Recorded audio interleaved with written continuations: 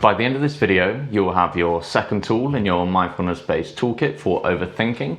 This tool will be noting, and it's a common practice within mindfulness meditation, and it won't necessarily stop thoughts from arising, but it'll change our relationship to them and help us manage with them better once they've arisen.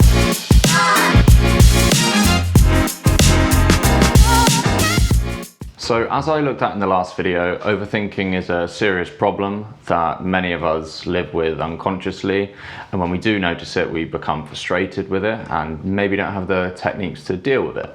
So noting is the second stage within this mindfulness-based toolkit. The first was concentration and attention training. And noting is the next step because it allows you to take a non-judgmental witnessing and recognition of thoughts that are arising, or even feelings or bodily sensations that are irritating you or bothering you. So first we dealt with concentration, refining our attention to then give us the ability to actually notice and note a thought. It'll also start to train this non-judgmental, compassionate awareness because you're taking a more objective, less subjective, less personal look at the contents of consciousness as they arise. Instead of a thought appearing and you immediately becoming identified with it, instead you're offering a gentle note, just thoughts or just feelings or anger or frustration, and you're really separating out the initial content or the initial thought that's arisen from your opinion about it. And it'll start, to help you see the mechanics of your mind and really the arising and falling of thoughts and feelings. And specifically with noting, you're catching that first stage as it arises. So let's get on to the actual practice itself and how you can use noting to improve overthinking. So what is noting and what should it do? So noting should only be about 5% of your actual meditation practice. The other 95% should be either resting your mind in that space in between thoughts and feelings, just the mind as it already is, free of all the contents of consciousness, or the 95% of your attention or the meditative experience should be on the object of your meditation. So whether you're focusing on the breath or focusing on sounds, the majority of your focus should be on that. And when something arises and you become distracted, use the note, just thought or feeling, to just pull the distraction and back to the present moment, notice the distraction, and then bring it back to the actual object of meditation that you're focusing on. You don't want this to be a process where you essentially sit down and start thinking and noting and noting and noting and noting and noting, because then you're just lost in thought again. So what noting is trying to do is immediately catch the thought as it arises and cut off the overthinking, and it'll change our relationship to thoughts and the process of like the cycles of thoughts and feelings and thoughts and feelings that leads to that negative state that overthinking usually causes. So you're nipping it in the bud before it becomes anything else by noticing a thought as a thought, and the note is the tool you would do to use that. So the way I would say most of psychology and most of the sort of self-help around this would be using thoughts, positive thinking, or other ways of thinking to get yourself out of a thought. But then you're trying to think yourself out of thinking, which isn't always useful. In CBT, you would try and introduce positive thoughts, to introduce positive feelings, to introduce positive behaviors, and that's extremely useful.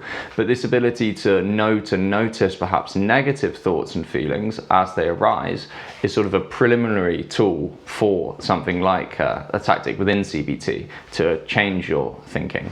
So noting is very important. And just a little bit on the actual practice, you would sit in your meditative posture, if you like, focus on the breath, and as you're focusing on the inhale, the exhale, and you notice a thought is arising, it might be something you want to do later, or an argument you had yesterday, or just some self-based criticism or negative thinking. As it arises, just say thought in the mind, just a gentle thought. And if you're starting to feel pain, just note it as sensation rather than going into the conversation with yourself about why you're in pain. Or if it's a feeling, it could be anxiety, it could be sadness. Try and just note that as feeling and take the impact it has away from you by just giving it a note. And it'll actually activate a different part of your brain, the prefrontal cortex, where you're aware of something rather than feeling it fully.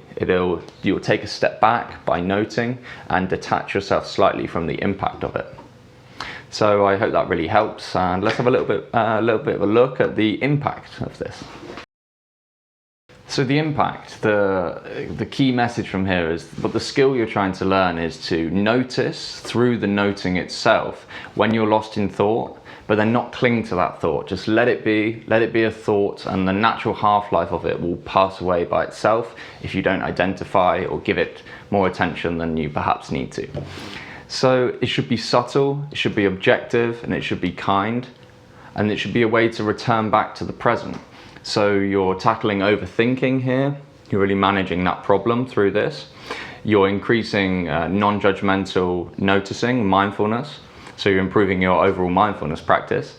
And you're also being more compassionate and kind to yourself by noticing thoughts have arisen, but then not having to run with them, not cling to them, and not push them away either. You're just letting them be as they are, and that will naturally make you more accepting of the thoughts, and then they just won't have as much power over you. You don't have to chase the negatives or chase the negatives away or pull the positive thoughts to you. You can just note them, be with them, and over time it'll improve your issues of overthinking, it will improve your mindfulness practice, and it will improve your self-compassion.